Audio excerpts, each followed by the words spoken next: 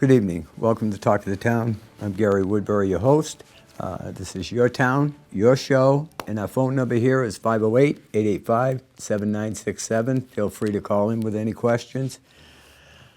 First of all, I'd like to congratulate Spencer Cable Access on their great turnout for Feed Your Neighbor Drive. They did a great job. They collected $1,500 in cash. Spencer Cable Access donated another $1,000, and they collected about $2,500 in food donations. So it just goes to prove that people do care about their neighbors, their friends, and we look forward to next year. They did a great job. Originally, we had planned to have the fire chief here, but Chief Parsons is home sick, so our next show I will invite him in. We always talk about the issues, and we get a lot of questions as being a board member of the Board of Selectmen. And some of those questions, somebody says it's probably not important, but if you feel it and you think it's important, ask it. We'll try to get you the answers. I think it's important that we do that and to get the word out in the community on what's going on around us. I know that I've asked some questions about the paving that's going on. Somebody might have seen that Grant Street was redone. And just to give you a little background on why that was done is there was always an ice problem. It became a safety hazard. The highway department was out there putting the loader up there to scrape the ice. And we just think it's important that we definitely take care of that issue. So that road is done. You might also see that they kicked off the construction on Adams Street, Clark Street, Water Street, and High Street. That contract is probably valued somewhere around $500,000. As you know, Chapter 90 money isn't what it used to be. And at the same time, we're fixing the sidewalks. As anybody knows, that leads up to the school, up to Knox Trail. And we're realigning the sidewalk for safety issues when you get up to the end of the road. So there are some projects going on. Another project that was started last week, they were paving it today, is Lake Street School, which everybody hopefully knows that's town-owned. We had an issue with being able to offload handicapped children up there, so we redesigned it. That was being done today. That should alleviate that problem up there. So there's a lot of projects that are going on that people don't see out there. And it's my job to try, if you have a question about it, to bring it up, and we've had several. I know that Steve Tyler, Superintendent of the Highway and Water, is working now trying to prepare to coordinate the development of Route 31, which is Charlton Road. It's Route 31 South. Everybody knows it, hopefully everybody knows it. In the bill sent to the governor, there was $11 million set aside for that project. So it's in the budget. It's up to the governor to release the funds. Hopefully he'll do that, and we'll move forward with getting another road completed. Most all the time, anything that we're doing, paving, probably start 3 years before the project even comes through. It takes a lot of work. It's trying to lay out enough money, get the design work done. So those projects are always working and always moving forward. I know that everybody who voted saw that the primary was pretty good. We know that hopefully November, there's contested races all the way across. Hopefully you get out and vote. I think it's that important. I'm excited to see the turnout. Hopefully everybody else is, and they'll come out and vote, do their due diligence. It's your right. I think it's very important that that happens. Just to go over a few other things, we know that we've been fortunate that we staved off another increase at the school with the state coming in with more money. It helped a lot. It took some of the pressure off us as a board. I know the town administrator was working hard to try to correct it, and we got through it. So as we progress, and hopefully as we continue on, we can kind of mend that fence. That is my hope, that we don't have to fight this out every year, that we can come to an agreement as we progress along, and hopefully make it so that there's a trust issue built back. I think that's important. We all try to do the right thing, and hopefully we do it when nobody's looking, just when they are. So I look forward to the negotiations that they're going through now. Hopefully they'll turn out to the best for both parties. I think it's important. So that's some of the stuff going on. One of the other things that happened on September 25th was that they had the ribbon cutting over at Bay Path for the first phase of the renovations to that school. It's coming out beautiful. I'm glad to say that it looks like everything's on budget. I'm excited to see that completed because it does affect the students that go there from Spencer also. So that should get better, increase, and hopefully make it a nice school, good place for a good education. I know the kids that go there, and I've been over there several times, are real pleased with it. So I'm anxious to see that completed. So that, along with the painting that was done at Prouty, I think it looks great. My hat's off to everybody that was involved. So, and please, if you have any questions, feel free. Some of the topics I want to talk about is what we do as a selectman, what we do as a board, what the administrator does, and how we try to draw new business to this town, what we can do to maybe make it, bring in more revenue. Some of the thoughts that we had are, could we take and do something with the Spencer Fairgrounds when they're not using it? We're hoping that maybe, and again, some of the ideas kicked around was a swap meet like what they have at Stafford Springs. That would bring people into our community, utilize our restaurants, and hopefully bring in more revenue. That's one thought process. Mine always is I thought we could maybe do a solar farm at the transfer station, and I don't know if it's feasible, but it's just an idea. The town of Brookfield did it, and I think they get about $43,000 a year return to the town. That's a nice sum of money. So some of the other things we're looking at, and it was brought to my attention, is maybe Verizon or somebody in the industry would want to put cell antennas up. And I really didn't think that much about it until the company I run out in Westboro, I was approached by Verizon, and they asked me if they could possibly do a test, maybe put an antenna up on our building if we agreed to it. And after a little bit of testing and whatever, they came back to us and they said, you have a perfect spot. The overload during the hours of somewhere between 10 in the morning to 3 in the afternoon, they needed an extra tower. So by putting an antenna up on our building, we'll be receiving approximately about $1,200 a month. Doesn't sound like a lot, but $1,200 a month, about $14,000 a year, it helps offset my cost of operations. So it's the little things like that, is $14,000 here, $10,000 there, to help offset some of the pain that we feel as we go along.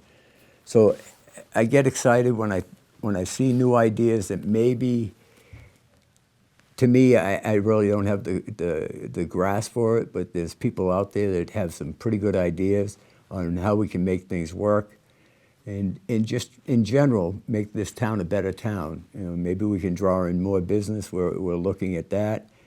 Some of the other stuff, just so everybody knows, we keep looking at is how do we, just like at home, how do you save costs? Do we have a cost improvement plan that will at least cut our expenses? And that's what we look at as a board. Some of that is, just to put it out there, Maple Street School, when that got turned back to us from the school, hopefully everybody knows. If you don't know, the heating system failed. They had a temporary system out there. And what virtually happened is we got a building back with no heat. And through the efforts of the town administrator along with Selectman Fritz, we converted that from oil. It now operates on gas. Anybody who heats their house with oil, and if you have anybody that heats it with gas, there's a pretty big cost savings there. So by doing that, we do have a small furnace in there to keep the heat on the first floor so nothing gets damaged, hopefully. And so that's a big cost savings alone. So as we looked at that, we discussed other ideas, and we're in the process now of converting the town hall from oil to gas. Hopefully, that savings is going to be pretty big based on what we were using for oil, based on the usage, based on the size of the building, because that building had to be heated completely. You couldn't zone it off. By changing to gas, we'll be able to zone it. Every section will be run, there'll be 3 or 4 zones. I'm not sure. We'll find out in next show. I will let you know that. But that cost savings should be pretty big. And hopefully, that savings is something that we can reinvest and hopefully do more and benefit, the town to offset our costs. Just like your house at home, everything does go up, and we feel that. So as we move along, we hope, at least I hope, that we take steps to improve the town, make it a better place for everybody, and hopefully show you exactly where your tax dollars end up going. So as we move on, November for the election, on that we do have a ballot question for town services. I will tell you this, that we made deep cuts going through the school budget, and where we were going to try to, because we don't have the money, the only thing the town can do is actually cut services. And some of the questions that I get feedback on is, geez, I went to the town hall, I know there was a car outside, nobody would answer the door. And the unfortunate part is the employees that got reduced by a day, it still means that the town clerk is still in there doing her job. The tax collector is in there. So even though it's functioning, it is not open to the public, and it does put a strain for somebody who I happen to work out of town, so I'm not back in town until 8 at night or 8:30, 9 o'clock. So it does affect everybody, and we realize that. The problem is the only way that we can do it is to, in November, go back and say, okay, everything we told you was true. We didn't make it up. We had to move forward to try to reduce our cost, and it virtually affected every department. So just to try to explain, and I've asked the town administrator to go through the process again to at least show everybody where we're going to go with this and what the importance of getting this is. And it's not about, we just want to raise taxes. It's never in our mind to do that. It's always in our mind, how do we create new revenue? How do we take it so that we can alleviate the pressure off? And one example of that is that we had $117,000 in free cash left. It wasn't enough to do any of the projects, capital improvements that we were asked for. And we knew that the school needed computers. So, as the board kicked it around, we felt we would give the school the $117,000 to at least start to get new computers, because everybody knows in the age of, in this century we're in anyways, when I started out in the car business, we used to order cars out of books. And everything we do now is all sent down by the manufacturers. Everything is on the computer. Every training is on the computer. So it's very important that at least our kids are educated and know how to operate. One of the things that does become important is that everybody knows it becomes outdated. And I had a flip phone for umpteen years, and I loved it, because my theory was if you needed to get a hold of me, if my phone rang, I would answer it. And due to the fact that as technology changes, now I was forced to go to a smartphone, and I always joke with everybody, I have a smartphone for a dumb person. But that's where the technology is, so I think it's important that we made the effort to move forward and at least educate our kids and give them the tools they need when they do leave and go out in the business world, that they'll have everything they need. So that's why we did what we did. I think it becomes an issue when we don't support them. My grandkids are in this, in the school system. I think it's important that we educate them, give them the best tools to work with. It's no different than my mechanics at work. Now they're called technicians because, again, everything is computerized, is to give them the best tools they can to do their job and do it right and do it the first time. So that's why we move in the direction we move. It's no different than how you would move in your own house, as you try to better it and you try to move forward. So as we move forward and we head to November, we will have an override ballot question. I think, and personally, as I talk to my board members, we're all in agreement that it's needed. We were hoping that maybe we could be a little more creative, but as we talked to every department head and they went through everything they do, we felt that the way we put it forward the first time and what we needed, it should stay the same. And that's only being because there is no extra money, and we're one of the few towns that every time that we have an audit done and the auditors come in, we fare very well. And there's very few issues that we're ever faced with. And out of 351 cities and towns, we favor very well. So I think that says a lot about how the town operates, how we move forward. So as we move into that direction and we move into town services and what's important and how do we fund it, and when you exhaust everything else and you reduce staff down to wherever you can, to where it starts hurting the public. Our job is to try to help the public, support them in any way we can, and make sure that their money is being spent wisely and well. That's our job, and that's what we go out to do every week. So that, moving forward, hopefully, for the people who don't get an opportunity to see everything that's done, how every department functions, we will go through that again. My understanding is the town administrator is looking to do a program about October 22nd, I think, when I spoke to him today was the date, to try to at least put forward and have the department heads explain exactly what they need, why they need it, and what effect it has if we don't do it. And we did that. We've done it several times. And anybody who has any children, grandchildren, that either been through the swimming lessons at Luther Hill or had anticipated going this year knows that it was eliminated because there was no funding. So as we move forward and we try to put this forth, hopefully we do a good job so that you understand, you the public, because it is your money. Understand that we don't just cry wolf. We try to be out there and we try to be as proactive as we can be in the time that we have to do it. So just to run it over a little bit of what's going on, and it's what's in the override question. There's several parts of it. I will say this, that we met with Fire Chief Bob Parsons last week. We have some issue with some equipment, and some of our equipment is broke.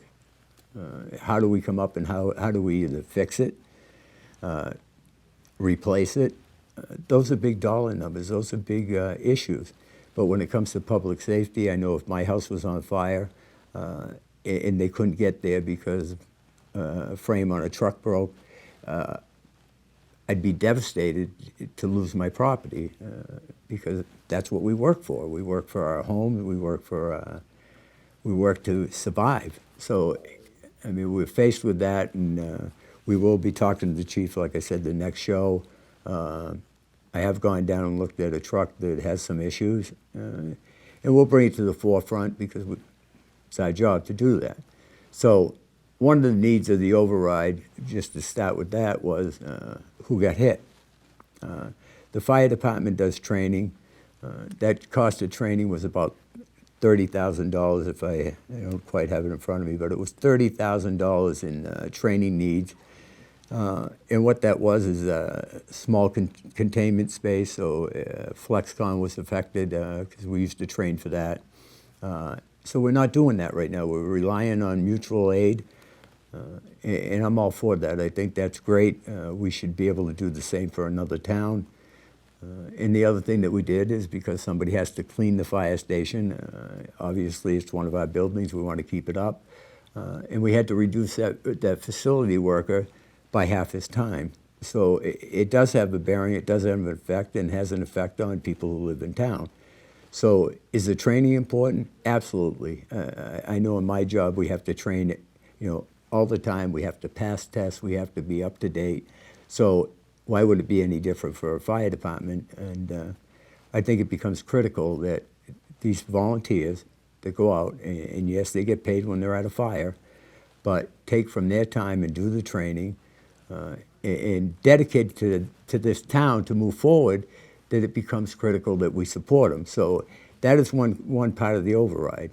The other part is police department. What we did is we cut back on overtime. We said, okay, you can't spend it. Which affected, and it's not just when you see them doing the detail, whether it's National Grid working or whoever.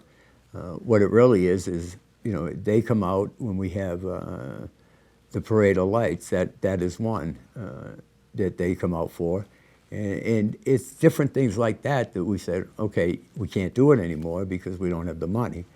So it affects the town. It affects you, it affects your kids, it affects everybody because it is a town function.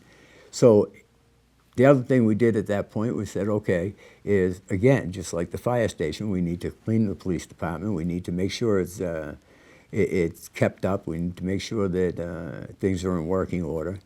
And so we cut that position half the time. So does the halftime really affect anybody? Sure it does, because now the building isn't being covered the way it should be, or at least in my opinion, the way it should be. The other part of the override in there was the highway department. We had advertised for a light equipment operator. Everybody hears me. If you watch the selectmen's meeting, I always say when I moved to town there was 18 workers. Now we're down to 8. And I'm not going to beat a dead horse because it happened. It's where we are. But the light equipment operator has been a needed position. We put it out there. We advertised it.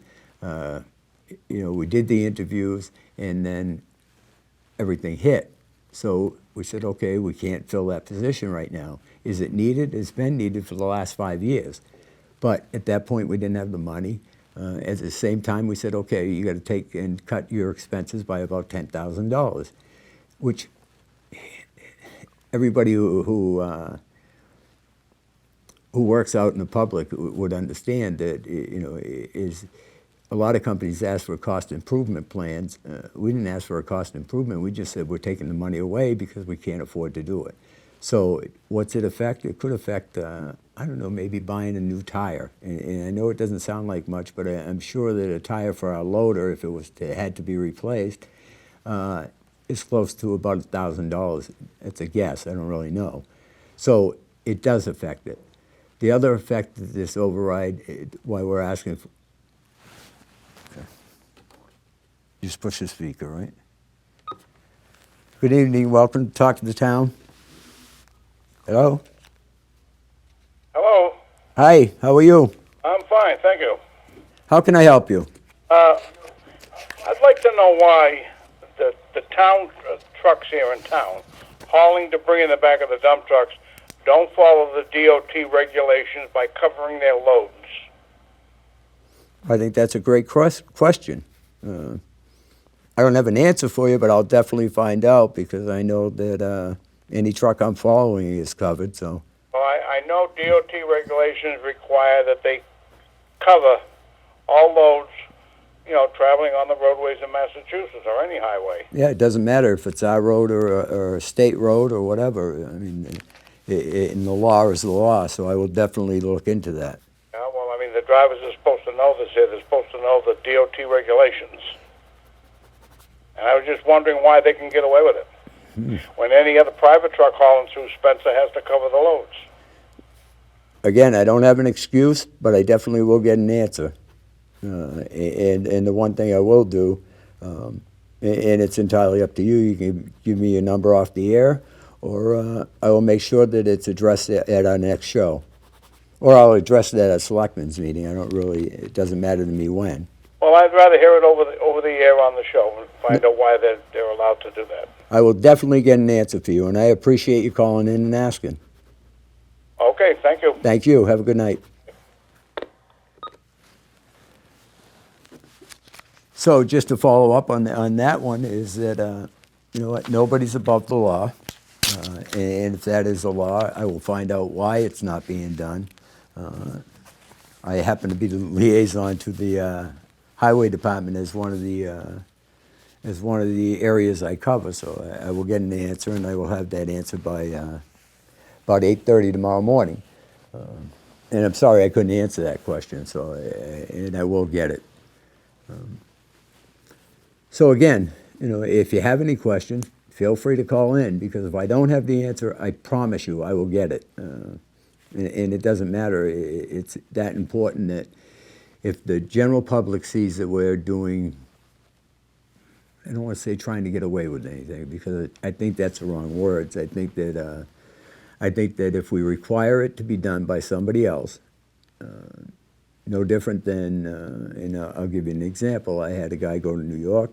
He was on his cell phone talking to me, and he said that, you know, we were having a conversation. And I asked him where he was, and he said, geez, I'm into New York now. And he said, oh, geez. He says, this policeman's going to pull over this guy. I said, really? I said, where are you, Joe? He says, I'm in New York. And I said, oh, really? Oh, wait a minute. He's pulling me over because the law says you cannot talk on your cell phone. And it cost him $150. And he said to me, he said, I don't think it's fair. I think the company should pay it. And I said, well, let me ask you this. When you've crossed into New York, there is a sign that says cell phone use, you have to be hands-free. So, you know, well, I never saw it. Well, again, ignorance to the law is no excuse. So I will definitely follow up on that. Going back to the override, just for a minute, I talked about the highway department, one being, and the next one was Otis. Otis takes in the building department, Board of Health. So that part of the override question is about $37,000. And what happened was we, obviously, town hall got cut by a day. We reduced 2 full-time people by 25%. We reduced the building inspector's hours, and I was approached by a gentleman in town who had to fix a little porch. Building inspector says, geez, you need to get a permit, and he thought he was doing the right thing. So what virtually happened at that point was the building inspector explained to him that he didn't have enough hours to. You know, he said he'd look at the plan if it was submitted, and it could take up to 30 days, and that's what the law says. In the meantime, I've been fielding calls from local contractors who, obviously, we want to support business. That's part of what we try to do. And when they submit a plan, some of these small contractors, you know, finish a job, they need to get on to the next one. So, you know, did these cuts have an effect? Yeah, it affects the general public. So our job is to try to say, okay, listen, we have a plan, we have a reason why we're asking for this. It's not just because we want to increase your taxes. So that's what happened in the building department. One of the other things that's on there is Maple Street School. I talked about, you know, how we're trying to save enough costs, convert it from oil to gas. I think that's very critical. And right now, you know, our senior center is rented. We rent property. We have been for a long time. And the numbers in town are about 2,800 seniors. And our senior population isn't what it was, at least the way I saw it, as I happen to be a senior now. And I say to myself, boy, I don't feel it. And a lot of people don't. But it's a need. It's a service. So we thought we could move that up to Maple Street School. And my theory behind that is that, and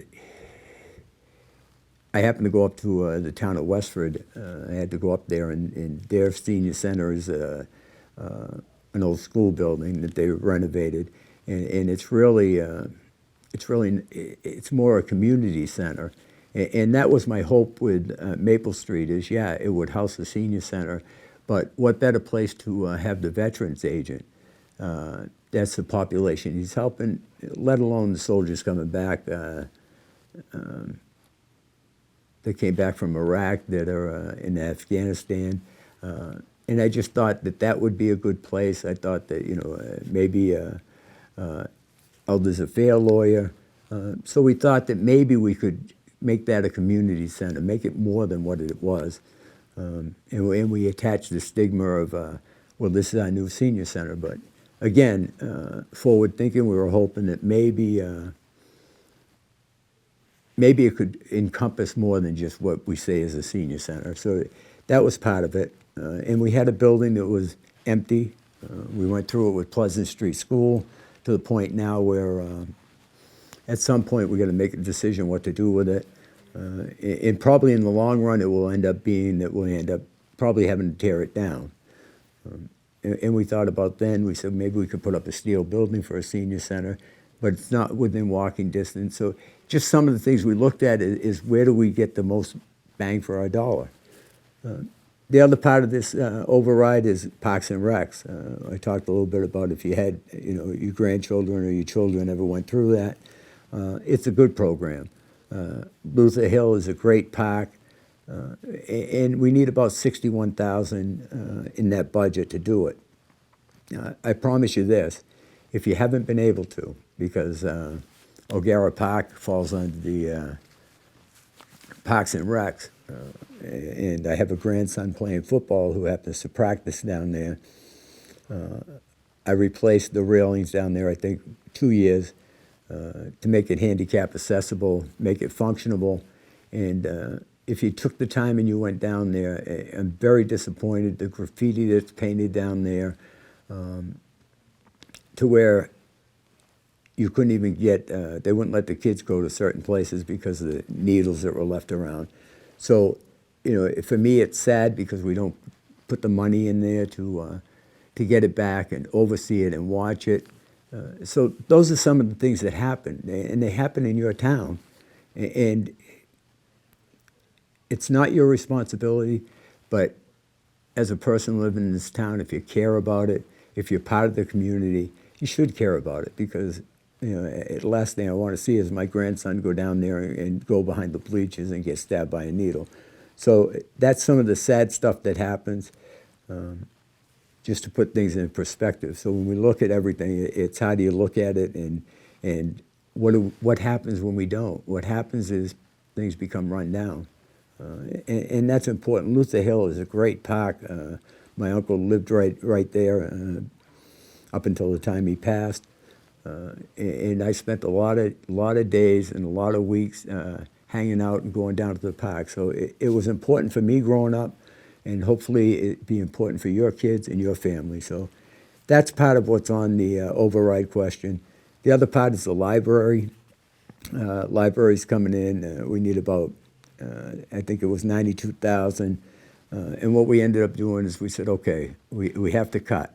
We reduced the staff down to 32 hours. We cut expenses. We did everything we could possibly do and still try to keep it open as much as we could. The trouble is we're an accredited library, meaning if you have a library card here and you went to Worcester, you could use it. And we hopefully we're looking to try to get a waiver to get us through this, at least carry us until we can at least have a chance to put the funding back where it needs to be. So that's where we're heading. Some of the other stuff that, just trying to think that was on there.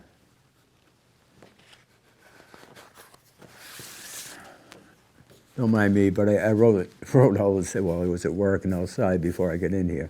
So as we look at total override, that number is 484,000. A big number to the layperson. But when you look at what it affects, then you got to put a cost to it. And you say to yourself, okay, so the town hall closed, we did that. We didn't add anything. We didn't hire the light equipment operator like we had hoped to. That would have taken some of the pressure off.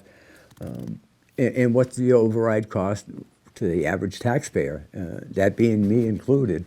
And it broke down to about 55 cents that you had to pay.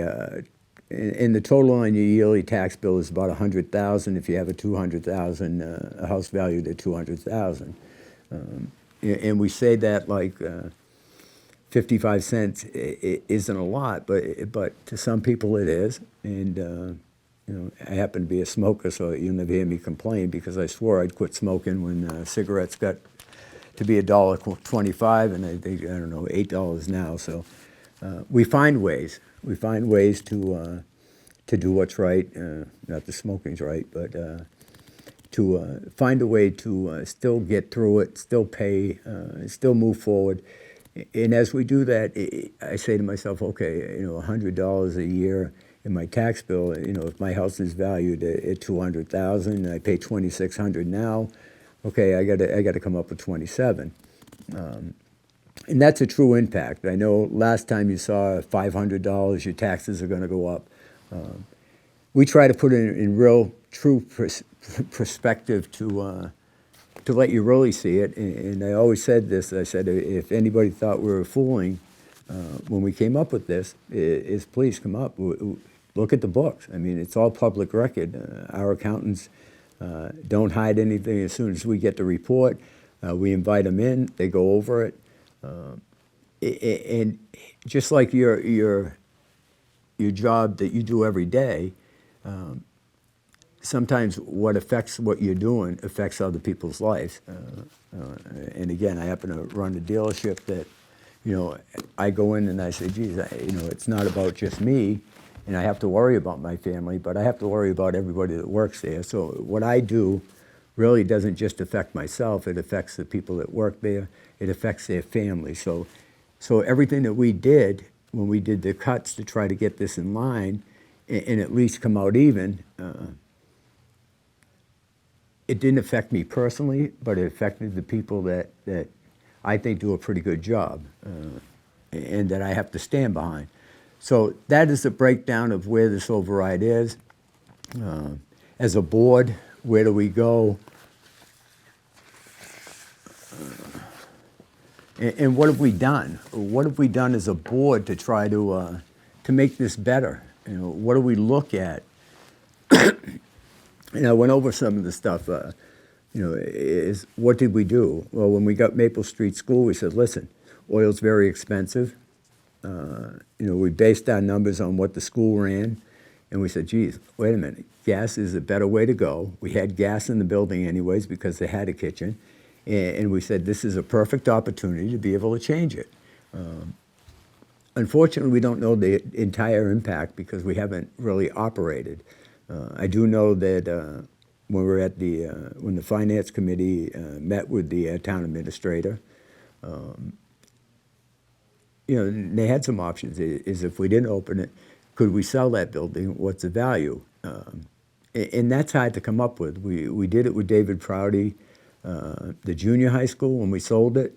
We didn't get much money. We do get, in lieu of taxes coming in, we get paid X amount per year. And they spent, I don't know, well over $1 million, and it was done through funds from HUD and whatever.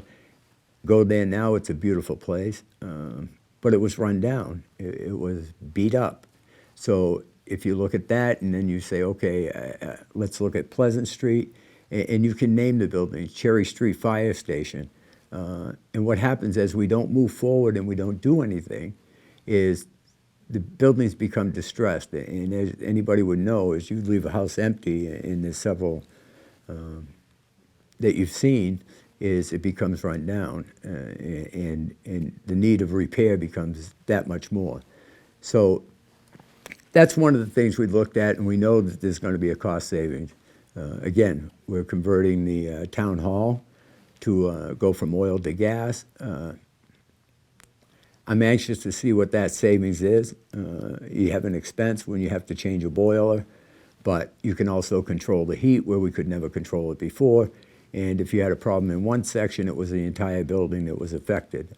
Many times I've been in there, and if you've gone to the town hall in the winter, sometimes you see people with sweaters on, and they got their coats on, and they're working with mittens and gloves, because if the system goes out, it's such a large building that it takes no time to make it drop in temperature.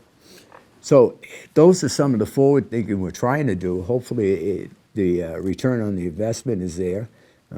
I can't see where it wouldn't be. And some of the other ideas that we kicked in was, if you went to the transfer station, you used to have to sort everything, and you know, and our feeling was, is we stood there and we watched as a safety concern. Somebody runs over and dumps their bag. They may have a little cardboard, then they run back across the road, and they're sorting their plastic by color, you know, whether it's a milk jug, and their glass, and we said, geez, how do we avoid that? How can we help it and make it better? So we looked at it, and we decided as a board that we said we'd go single stream, meaning that you just pull up, and if you use it, you'll know. It's a slick process. Everything goes in one spot. You're in and out of there. There's no separation. To me, it made more sense, and we did that. We were spending about $11,000 a month for We Care. We looked at those numbers and we said, okay, at that cost, and we knew we were running a deficit, could we do it better? Could we do it for less and still give the service that we needed? And we accomplished that. Not everybody was happy, because it meant the fees had to go up. But unfortunately, you know, again, if you have town water and storage, you know, the user pays a fee. So it was difficult. It was hard. That was a lengthy process, to where we fought hard, and we fought amongst ourselves and said, listen, what's the right thing to do? Not that everybody was in agreement, and not that everybody in town felt it was the right thing to do, but it was the only thing we could do. Or it was, maybe we look at closing it, which I was not in favor of. And that was a change for me, because there was a change in my heart that said, you know what, for the people who need it and use it, okay, then we need to do what we can. It's a service, just like the town hall is a service. Everything we do in this town is service orientated, whether it's a building inspector coming to check your building, the fire chief going out and check your smoke alarms. That all becomes important to us. So the other thing we looked at is, we said, okay, again, the use of the fairgrounds. Agricultural, they use it obviously for the Spencer Fair. Works out well for them. We use it for the Family Fun Day. And we just thought that maybe we can utilize that and generate some more business to bring into town. So it's those type of things we're looking at, and we constantly look at. We look at, you know, how do we draw more business into the town? What do we have to offer? What's our workforce like? You know, and there's a reason that, and I just want to touch on this for a minute, is there's a reason that when Fluxcon built here, why it stayed here. It was born here. You know, from the old rescue squad building on Maple Street. So that company grew, and when they built the plant up off of Bixby Road, you know, they had an option. I think there are other plants out in Kansas, and they could have easily probably built out there. They made a commitment to the town, they made a commitment to the area, and they created more jobs. So as we look ahead and we say, okay, when the rail yard came in, what was the benefit? You know, what was the return for the town? The return was it created jobs. It put back into the town. The people that work there, if they go to lunch, they support our town. So you have to look at the big picture, and hopefully as we grow and we keep continuing on, we'll make it better for everybody. So that's why this override becomes important. It becomes important because it affects people's life. It affects your life. If you can't do the business you have to, and it's not convenience for you, it becomes an inconvenience, and it creates a little hostility. So every department head that we have will be, again, going over why they need it, what they have to offer, who it affects. And it does affect you. It affects you. If it doesn't affect you personally, it will affect somebody you know. And again, if you needed a building permit and you had to wait 30 days, and we, honest to God, we try not to do that. I'm an advocate to process as fast as we can. But again, when he's out doing inspection, he's not in there looking at the drawings, looking at the plans that are needed, and to give his okay and make sure it's up to code. Everybody says, well, does it really matter? I had an engineer do it or whatever. It doesn't matter. It matters if he missed something, and God forbid, what if your house caught on fire because he said something was okay and it wasn't? So it all intertwines. It all becomes relative to one another. It comes down to, from my side, our town employees who are dedicated, who give as much as they can. Nobody's perfect. We don't live in a perfect world. And I guess we could find fault with everything. But I think overall, the good that comes out of this and the need for this is important for everybody. It's important for what happens down the road. It's important for whether or not that one more highway worker, can he produce that much more work to maybe you see a little difference. I think so. I think it's that important. I'm not saying that $100 a year doesn't affect somebody. It does. It affects everybody. And believe me, we don't do this just by throwing it out there that, geez, we're sorry. So those are some of the things that we're working on. We continue to work. We always will. That's our job. It's what you, the people of this town, put us in there to do.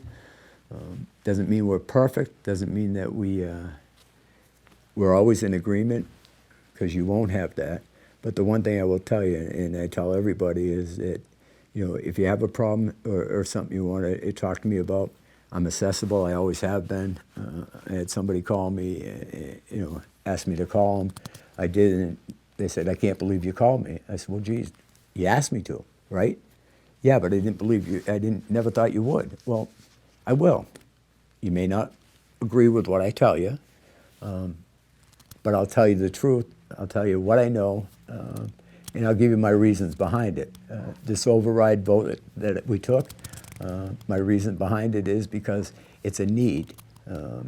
These positions that we didn't fund, the training we didn't fund, the swimming lessons we didn't fund, and again, this is important. It's important for, maybe not for us personally, but it's important for the youth of this town. If you drive around, you'll see some graffiti painted around town. To me, that's very sad, because are there needles down at O'Gara? Yeah, there is. There was. So, is that really how you want to perceive your town? Or do we move forward, make it better, take the initiative to be strong with it, and do the right thing? And that's where we're coming from. And I'm only speaking personally. I will never speak for the board on this show, but I will speak of anything that we're doing. I will always tell it the way it is, and let you know that. And I would hope that, if you had the question for me, or even if you're in agreement or disagreement, your opinion is valued, because you're part of this community, and it's your dollar, and it's on your dime. And as we move ahead, hopefully we'll get through the school negotiations. I think that's going to be very, very critical to what happens to this town as we move forward. I'm very pleased to see that the superintendent search committee has moved forward. They have 2 candidates. They did have 3. 1 dropped out. And I think it's time that we had our own superintendent, not somebody who's, I want to say rented, because that's my opinion, there's no investment in the town. They have no. They don't have an obligation other than to try to make the system work, try to put in what they feel is right, and they don't have a stake in the community. You know, we as townspeople, we as select board members, we as employees of the town, we have a stake, and that stake is we tend to we live here. It's just a stake in the town. So I'm anxious to see the new superintendent come on board.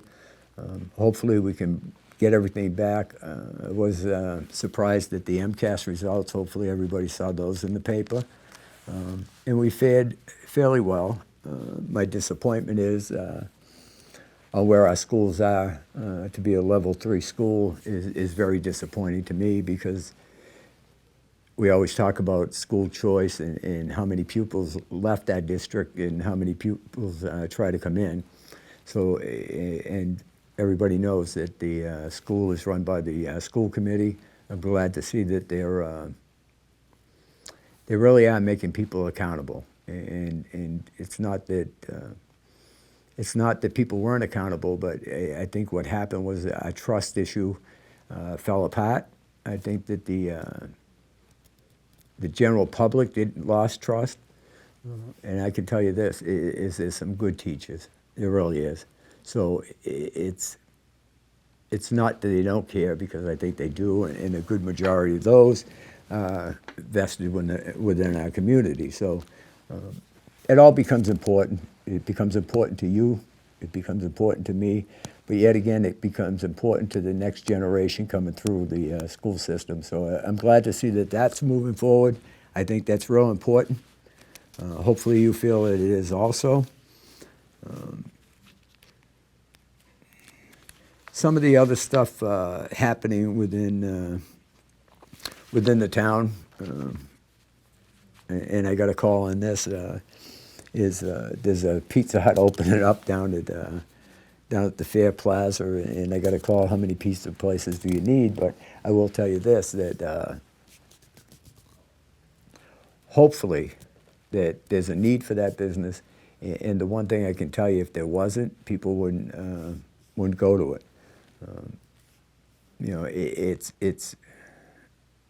I try to keep all my business within town as much as I can, because I think it's important to support your local community, support your local businesses. So that's all important. Some of the other stuff that's coming up and will be coming in the near future, and I was asked this, was I'm sure as most of you read, is that Comcast has bought Charter. It will come before us as a board. I don't know when yet. On the approval, I was asked, geez, you know, should you have a public hearing?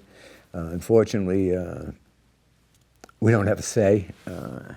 That got approved through the federal government, that it wasn't a monopoly, that they were able to do it. And that will be a new cable provider. So hopefully that, you know, we've been told that there wouldn't be any changes, that, you know, in the fee structures, that it would be held. So I'm looking, anxiously awaiting for that to happen, to get some more information. Some of the other stuff going on in town right now is that, Sugden Block, we were talking about buildings, about how they go into distress, and if you don't do something and try to come up with something. The panel has put together a proposal, a draft proposal for an RFP. That will be going out, and hopefully there'll be some good use for that building.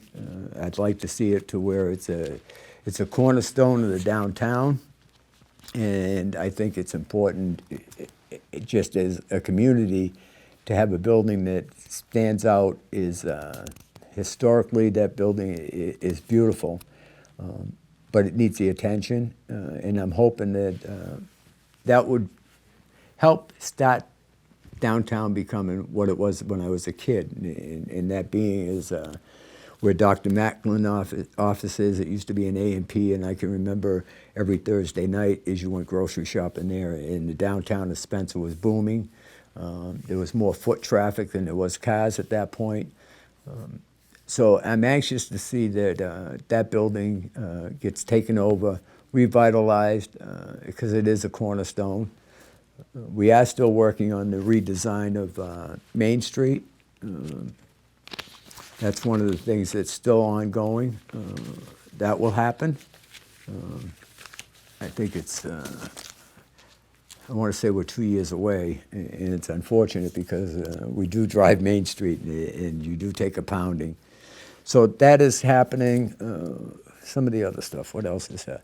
Oh, I do want to say, I had the privilege, and it's a privilege for me, to attend Mary Madden, our oldest resident in town, her 100th birthday. It was held at the Spencer Country Inn, and it was a great time.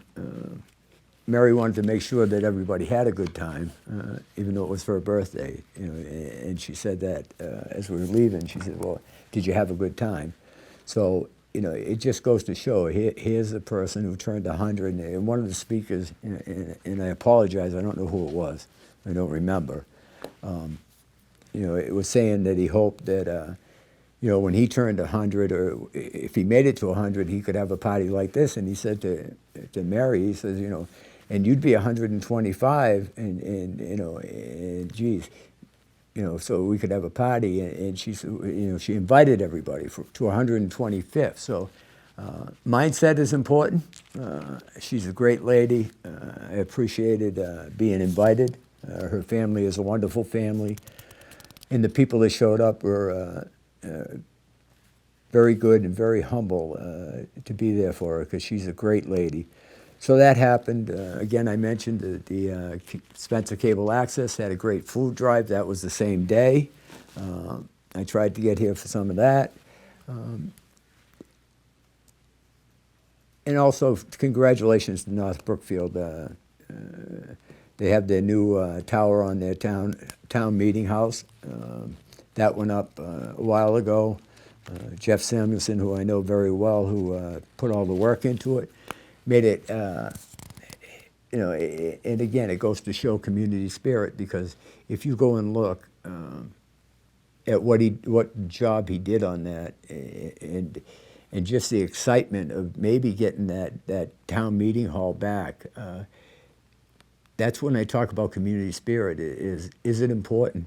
You know, our town hall being done over is, before we did it, it was 10 years before that, the number was approximately 500,000 to do everything. We spent about $1 million on it, and really didn't do everything. And as you see, so now we're saying, okay, we're going to do this heating system. We're going to get this, and it's going to save the town money, and it's going to make it a better place, better work environment. And that's what you strive for, is if anybody has to go in and you have to work in an environment, you want it to be a healthy environment, you want it to be a decent environment, and you want to provide them with the tools, all the assets they need to function and do their job, not go to work and have to wear winter coats and gloves because we have a failed heating system. So that's some of the stuff, again, that's taken off and happening, and it's happening actually on our watch and your watch, because it is your money we're spending. And that, we take that serious. We take everything we do, we take serious, meaning when I bring my check home, and I have to make sure that I can pay my bills, I have to make sure that it's enough. And if it wasn't, I'd have to go get another job to offset it, because, you know, it's my responsibility to be able to budget enough to make it work. And that's what we try to do as a town. We budget to make the numbers work, hopefully to provide the services that you require, that you need, and do it as reasonably as we can. And that's what we do. We talked about employees changing their health insurance and going to a 60-40 split. That's real world. It's real where I work. My boss doesn't just say, "Gary, you're doing a great job, you don't have to pay your health insurance." They take it out every week. So it's things like that that we move forward and try to make it so it's still a good work environment, but you know what, it is it's accountability. And as a selectman, we're accountable. As a taxpayer, as a citizen, it's your responsibility to make sure that we're doing it right for you. And that's why you either elect us or you don't. And I'm proud to serve you doing that. So, again, next show we are going to do, I will have the fire chief here.